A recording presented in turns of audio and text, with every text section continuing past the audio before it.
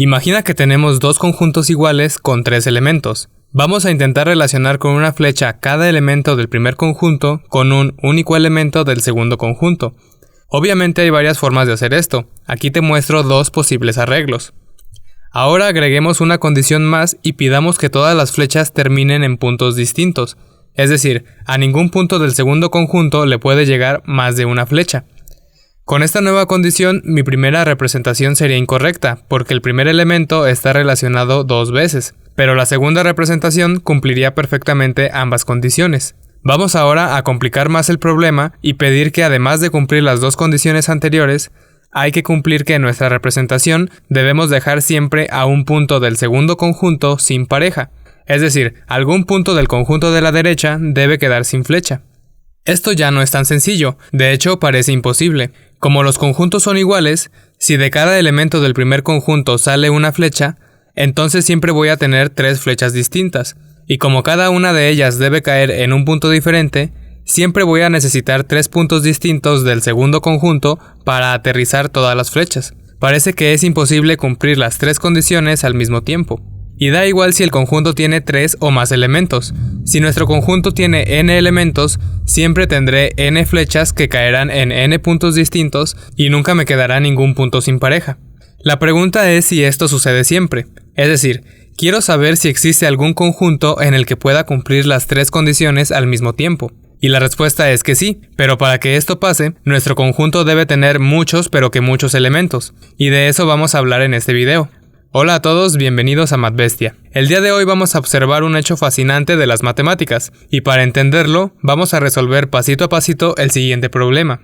Sea f mayúscula el conjunto de todas las funciones que van de los reales a los reales, es decir, de R a R. Definamos una relación S sobre F como S igual al conjunto de funciones f, g, donde f y g pertenecen a f mayúscula, tal que existe una función h perteneciente a f mayúscula, para la cual f es igual a la composición de h y g. Pruebe que para toda función f, el par ordenado ir, f pertenece a S si y solo si f es inyectiva. Aquí ir es la función identidad sobre R. Son los pares ordenados x, y, tal que x es igual a y. Recuerda que antes de empezar a demostrar tenemos que separar las hipótesis de la conclusión. Lo primero que hace el problema es definir un conjunto f mayúscula.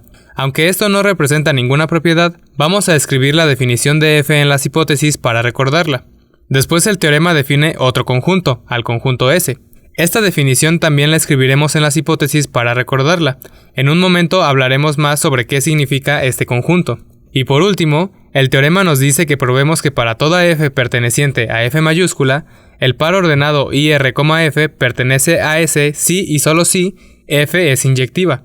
Recuerda que la conclusión es lo que tenemos que probar, así que escribimos este último enunciado en nuestra conclusión. Y ahora que ya separamos las hipótesis de la conclusión, solo nos falta asegurarnos de que cada enunciado esté escrito en su forma lógica.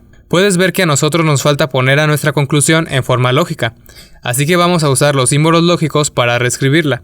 En este caso la palabra todo nos indica que debemos usar al cuantificador universal, de modo que escribimos que para toda f perteneciente a f mayúscula, ir, f pertenece a S si y solo si f es inyectiva. Y recuerda que la frase si y solo si nos indica que tenemos un bicondicional. Así que usamos dicha estructura para reescribir el enunciado. Debes estar convencido o convencida de que estas dos expresiones son equivalentes. Y ahora que tenemos todo en forma lógica, empezamos a demostrar. Como lo primero que tenemos en la conclusión es un cuantificador universal, el primer paso será introducir un elemento f arbitrario a nuestras hipótesis, donde dicho elemento debe pertenecer a f mayúscula. Lo que haremos ahora es trabajar con ese elemento arbitrario para demostrar el bicondicional. Introducir este elemento arbitrario nos permite eliminar al cuantificador universal de la conclusión. Como hemos hecho nuestra primera hipótesis, tenemos que escribir esta hipótesis en la estructura de la prueba. La estructura de la prueba es el esqueleto que tendrá nuestra demostración. Quedaría de la siguiente manera. Sea f un elemento arbitrario del conjunto f mayúscula. Luego colocaríamos la prueba de que el bicondicional se cumple para este elemento arbitrario. Y terminaríamos la demostración diciendo que como f fue arbitrario, entonces para toda f se cumple el bicondicional. Ahora lo que tenemos que hacer es demostrar este bicondicional. Recuerda que un bicondicional es la abreviación de dos condicionales, así que para demostrar el bicondicional debemos demostrar cada condicional por separado. En la estructura de la prueba, en la parte donde tenemos que probar el bicondicional, colocaremos la prueba del primer condicional y luego colocaremos la prueba del segundo condicional. Esto nos permitirá concluir que el bicondicional es cierto. Así que tenemos dos pruebas que realizar. Demostrar el primer condicional es muy sencillo, la prueba la tendrás en el artículo de este video. La prueba que requiere algo de ingenio es la segunda, y es la que haremos aquí. Demostremos entonces este condicional. Recuerda que para demostrar un condicional, la mejor estrategia es asumir que la primera proposición es cierta, y luego intentar demostrar que la segunda proposición también es cierta. En este caso asumiremos que la función f es inyectiva e intentaremos demostrar que el par ordenado ir,f pertenece a S. En la estructura de la prueba, en la parte donde tenemos que demostrar el segundo condicional, escribimos: supongamos que f es inyectiva. Luego colocaríamos la prueba de que el par ir,f pertenece a S. Y terminaríamos diciendo que por lo tanto, el condicional es cierto. Para demostrar que ir,f pertenece a S, tenemos que probar que el par ordenado cumple con la definición del conjunto S. Es decir, primero tenemos que demostrar que tanto ir como f son elementos del conjunto F mayúscula. Y después tenemos que demostrar que existe un elemento h perteneciente a f mayúscula, tal que la función ir es igual a la composición de h y f. Si logramos demostrar estas tres cosas, habremos cumplido con la definición de S y nuestro par ordenado pertenecerá a dicho conjunto. Para demostrar que nuestras funciones pertenecen a f mayúscula, tenemos que cumplir con la definición de f. En este caso, tenemos que probar que ir y f son funciones de R a R. Como ir es la función identidad sobre los reales, obviamente ir es una función de R a R, y por lo tanto, pertenece a f mayúscula. Y como la primera hipótesis que hicimos fue asumir que f era un elemento arbitrario de f mayúscula, obviamente f pertenece a f mayúscula. Así que ya demostramos de forma casi trivial las primeras dos conclusiones. Vayamos ahora a la estructura de la prueba. En la parte donde tenemos que colocar la prueba de que el par ordenado pertenece a S, vamos a escribir la prueba de que ir y f son funciones de R a R. Y luego vamos a escribir la prueba de que existe un elemento h perteneciente a f, tal que ir es igual a la composición de h y f. La primera de las pruebas ya la visualizamos porque fue trivial. Tenemos que probar ahora la existencia de este elemento h. Recuerda que para demostrar conclusiones que empiezan con un cuantificador existencial, tenemos que decir explícitamente cuál es este elemento h. Es decir, en nuestras hipótesis vamos a escribir que h es igual a puntos suspensivos, porque aún no sabemos cómo debe ser este elemento. Y luego tenemos que probar dos cosas. La primera es que este elemento h que propusimos pertenece a f mayúscula, y por definición de f, esto equivale a probar que h es una función de R a R. Y después hay que probar que la función identidad es igual a la composición de h y f. Después de probar estas dos cosas, habremos demostrado que existe un elemento h con las características pedidas. En la estructura de la prueba, para demostrar esta conclusión, escribimos: sea h igual a puntos suspensivos. Luego escribiríamos la prueba de que h es una función de R a R. Después pondríamos la prueba de que la función identidad es igual a la composición de h y f. Y esto nos permitiría concluir que el elemento h existe. Lo que sigue ahora es encontrar este elemento h. Y esta es la parte difícil, ya que existen infinitas funciones de R a R, y nosotros solo queremos una. Para encontrar esta función, vamos a tener que entender lo que estamos haciendo y entender qué estamos buscando. Lo primero que tenemos que preguntarnos es qué significa que la función identidad es igual a la composición de h y f. Recuerda que una función es una relación que toma valores de un conjunto y nos devuelve un valor en otro conjunto. Aquí tendríamos la representación gráfica de la función identidad. Esta función agarra un valor en el conjunto de los números reales y nos devuelve el mismo valor en el conjunto de los reales. Nosotros queremos que esta función ir sea igual a la composición de h y f. Desde la primaria se nos enseña que para que dos funciones sean iguales deben tener la misma representación gráfica, es decir, deben tener las mismas flechas.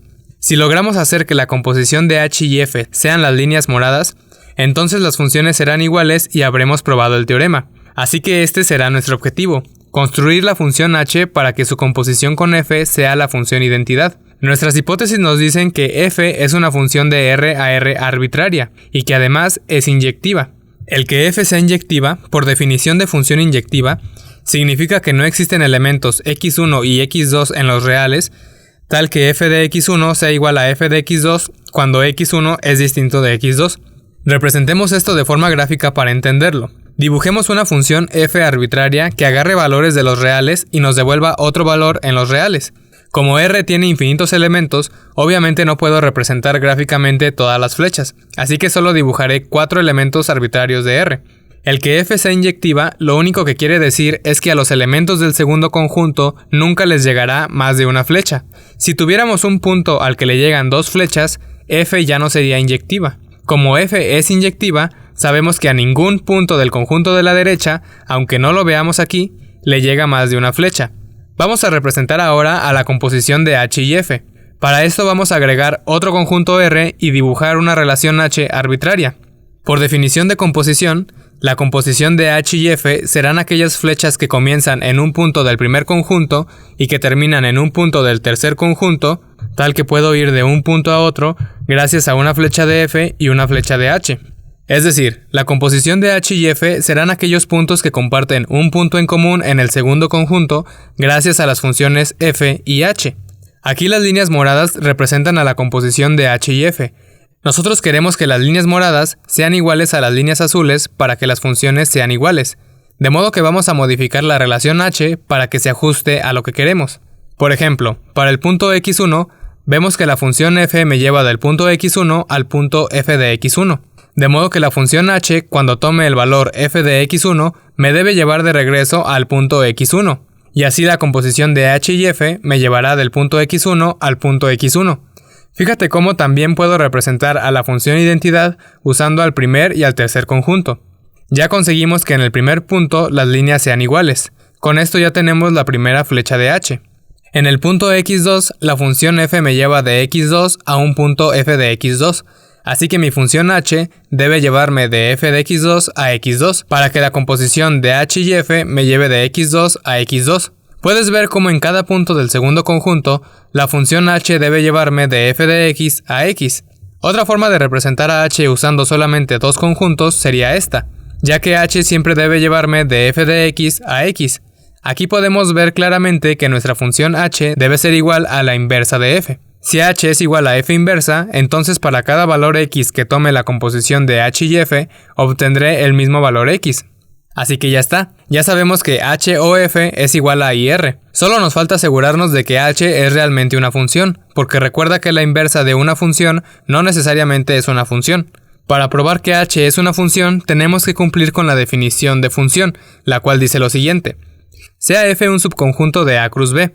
Decimos que f es una función de A a B si para todo x perteneciente a A existe un único y perteneciente a B, tal que el par ordenado x, y pertenece a f. Y recuerda que si el par ordenado x, y pertenece a f, se dice que f de x es igual a y. Para probar que h es una función de R a R, tenemos que probar que para todo número real x existe un único número real y, tal que h de x es igual a y. Pero eso y el resto del teorema lo veremos en la parte 2 de este video. No olvides suscribirte para seguir aprendiendo y dejar tu glorioso me gusta.